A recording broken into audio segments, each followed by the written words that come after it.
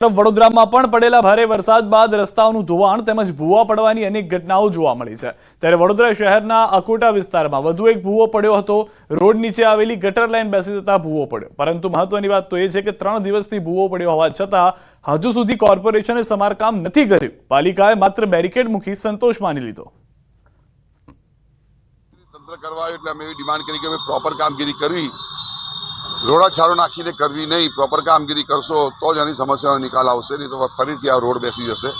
એટલા માટે પાઇપ બનાવવા માટે એ લોકો આપ્યો છે જીઆઈડીસીમાં એસએસનો। એ પાઇપ બનીને આવી જાય પછી પ્રોપર કામગીરી લોકો પૂરી કરશે એવું કહેવામાં આવ્યું છે।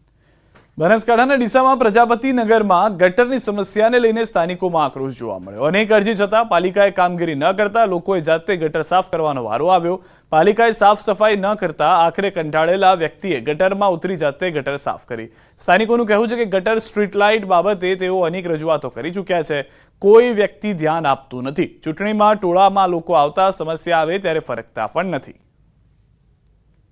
અરજી આપી છે, નગરપાલિકામાં કોઈ સાંભળવા તૈયાર નથી અમારું, અને આ ભૂગર ગટર ભરાઈ ગઈ છે।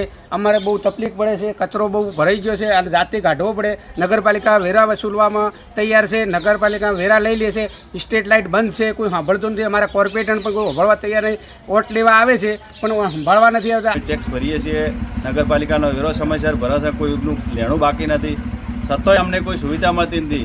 સરકાર મોટી મોટી જાહેરાતો કરે છે, પેલા ચાંદીપુરા વાયરસની। અમારે નાના બાળકો છે અને આનો વાયરસ કોઈ છોકરાને ચેપ લાગે તો એની સરકાર જવાબદારી મોટી મોટી જાહેરાતો કરે તો એની જવાબદાર કોણ રહેશે? કચ્છથી સમાચાર। કચ્છમાં અતિવૃષ્ટિને કારણે બંને વિસ્તારના અસરગ્રસ્ત માલધારીઓને વિનામૂલ્યે વન વિભાગ દ્વારા ઘાસ વિતરણ કરાશે। પ્રતિદિન 4 કિલો પશુ દીઠ અને માલધારીઓના કુટુંબ દીઠ 5 પશુઓની મર્યાદામાં ઘાસ આપવામાં આવશે। હાલમાં કચ્છ બન્ની ગ્રાસલેન્ડ વિસ્તારમાં વન વિભાગના હસ્તકના ગોડાઉનમાં 23 લાખ કિલો ઘાસનો જથ્થો ઉપલબ્ધ છે। સરકારના પરિપત્ર મુજબ ઘાસનું વિતરણ કરાશે। લાભાર્થીઓને નજીકના વન વિભાગના ઘાસના ગોડાઉનમાંથી ઘાસ અપાશે। માલધારીઓને ઘાસ કાર્ડ મામલતદાર કચેરીથી સ્થાનિક સરપંચો સાથેના સંપર્ક થકી આપવામાં આવશે। આપણે કુલ 5 પશુની મહત્તમ 5 પશુ એક ઘાસ કાર્ડ દીઠ અને દરરોજના 4 કિલો લેખે 1 અઠવાડિયા સુધીનો ઘાસનો જથ્થો, એટલે એક ઘાસ કાર્ડ ઉપર એવું કહી શકીએ કે 140 કિલોગ્રામ ઘાસનો જથ્થો એક સાથે વિતરણ કરવામાં આવશે। જે બી ઘાસ કાર્ડ ઇસ્યુ થશે એ સ્થાનિક નજીકના જે ઘાસ ગોડાઉન છે ત્યાંથી એ ઘાસ વિતરણ કરવામાં આવશે। ગુજરાત કોંગ્રેસના પ્રદેશ પ્રમુખ શક્તિસિંહ ગોહિલે કચ્છની મુલાકાત કરી। ભારે વરસાદથી અસરગ્રસ્ત થયેલા વિસ્તારોની મુલાકાત કરી। કોંગ્રેસના સ્થાનિક અગ્રણીઓ સાથે વાતચીત કરી માહિતી મેળવી। અસરગ્રસ્ત વિસ્તારોમાં લોકોને થયેલ નુકસાન અંગે ચર્ચા કરશે। માંડવી ખાતે રાત્રિ રોકાણ કરી આવતીકાલે અબડાસાની મુલાકાત લેશે। શક્તિસિંહ ગોહિલ કચ્છ જિલ્લામાં થયેલ નુકસાન તેમજ વાસ્તવિક પરિસ્થિતિનો તાગ મેળવી રાજ્ય સરકારને રજૂઆત કરશે।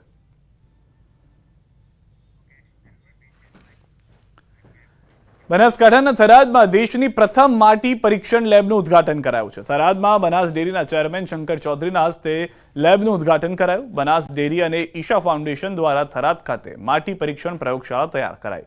લેબમાં જિલ્લાના ખેડૂતોના ખેતરોની માટીનું પરીક્ષણ કરાશે। ખેડૂતોને પોતાના ખેતરમાં કયા તત્વોની ઉણપ છે તેની માહિતી મળશે, જેથી ખેડૂતોને પોતાના પાક ઉત્પાદનમાં મોટો લાભ થશે। માટી પરીક્ષણ માટે પ્રથમ તબક્કામાં 16,000 ખેડૂત ધરાવતા 40 ગામની પસંદગી કરાઈ।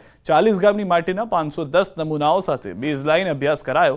વધુમાં 2000થી વધુ ખેડૂતોને માટી બચાવો અભિયાનની તાલીમ અપાઈ। ઉપરાંત Banas save soil farmer producer કંપનીનું લોકાર્પણ કરાયું, જ્યારે ખીમણમાં Banas bio fertiliser research and development લેબોરેટરીનું ડિજિટલ ઉદ્ઘાટન પણ કરાયું। સોઇલ હેલ્થની અંદર પણ આટલું માઇક્રો લેવલ ઉપર જવા માટેનું જ્યારે ભારત દેશની અંદર આ લેબ બની છે તો દેશના પ્રધાનમંત્રી મોદી સાહેબે પણ જે સપનું જોયું હતું એ સપનું સદગુરુએ પ્રેરણા આપીને આજે અમારું પૂર્ણ કરવાનું કામ કર્યું છે।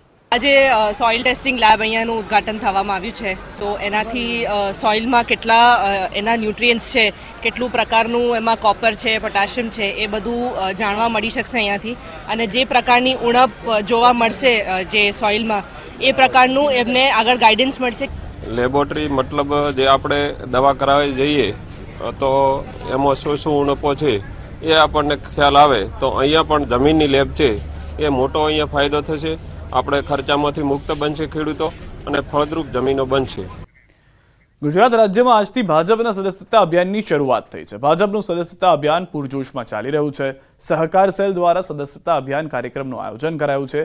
સીએમ ભૂપેન્દ્ર પટેલ અને પ્રદેશ પ્રમુખ CR પાટીલની હાજરીમાં આયોજન કરાયું. કાર્યક્રમમાં સહકાર સેલના અગ્રણીઓ પણ ઉપસ્થિત રહ્યા હતા.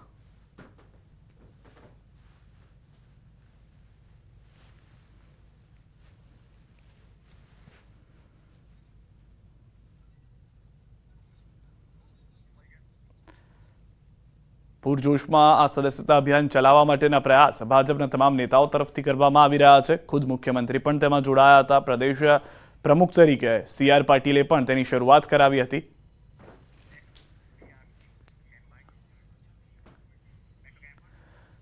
ભરૂચ જિલ્લાને રેડ એલર્ટ વચ્ચે વાલિયામાં 16 ઇંચ વરસાદ. ડહેલી ગામે વરસાદી પાણી અને કેમ નદીથી જળબંબાકાર. ડહેલી ગામનું પાતોતા ફળિયું બેટમાં ફેરવાઈ ગયું છે. ગામના આકાશી દ્રશ્યોએ ગામની પરિસ્થિતિ દર્શાવી છે.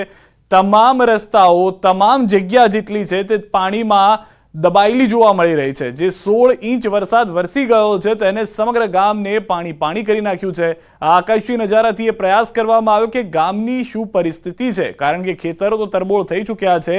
આસપાસના જે નાના નાના મકાનો હતા તેમાં છત સુધીના પાણી જોવા મળી રહ્યા છે. તો કેમ નદી તોફાની બની, જેના કારણે આ પરિસ્થિતિનું નિર્માણ થયું છે. 16 ઇંચ વરસાદ લઈને આવ્યું છું. તે 16 ઇંચ વરસાદને કારણે પણ ગામના લોકો ત્રસ્ત છે. બોલમાડી અંબે જય જય અંબેના નાદ સાથે અમદાવાદના રસ્તાઓ ગુંજી રહ્યા છે. ભાદરવી પૂનમના મેળા માટે પગપાળા સંઘ અંબાજી જવા રવાના થયા છે. 12 થી 18 સપ્ટેમ્બર દરમિયાન ભાદરવી પૂનમનો મહામેળો યોજાશે. ત્યારે અમદાવાદથી માઈ ભક્તો અંબાજી જવા ઉમટ્યા છે. નવા વાડજના વ્યાસવાડીથી પગપાળા સંઘ છેલ્લા 30 વર્ષથી અંબાજી જાય છે અને ધ્વજા ચડાવે છે. ત્યારે આ વખતે પણ આ મા અંબાના ગરબા કરતા 150 જેટલા લોકો પગપાળા ચાલતા અંબાજી પહોંચશે. આ સંઘ ભાદરવા સુદ આઠમના દિવસે 52 ગજની ધજા સાથે અંબાજી પહોંચશે.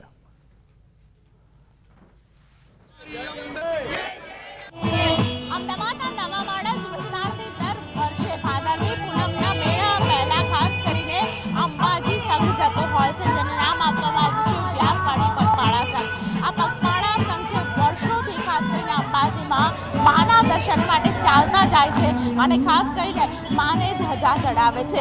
મંદિરમાં પહોંચતાની સાથે એક અલગ જ ઉલ્લાસ અને આનંદ આ સંઘ દ્વારા આપ જોઈ શકો છો. અત્યારે પણ અમદાવાદના RTO વિસ્તારની અંદર તમામમાં ઉલ્લાસ જોવા મળી રહ્યો છે, કારણ કે આજથી આ સંઘ છે તે નીકળ્યો છે અને ખાસ કરીને ભાદરવી પૂનમના મેળા પહેલા આ સંઘ છે તે પહોંચી જશે અંબાજીમાં. શું કહેશો બેન, થાક લાગશે એવું લાગે છે? ના, બિલકુલ નહીં.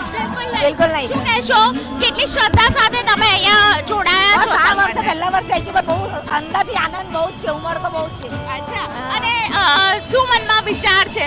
માતાજીને મળશો, મંદિરમાં જશો? માતાજીના મંદિરમાં જઈશું, દર્શન કરીશું, આનંદ ઉલ્લાસ કરીશું, એવો છે ભાવ અમને. આ ભાવ સાથે ખાસ કરીને વર્ષોથી આ સંઘ જતો હોય છે. મારી સાથે સંઘના વ્યક્તિ છે, તેમની સાથે વાત કરીશું.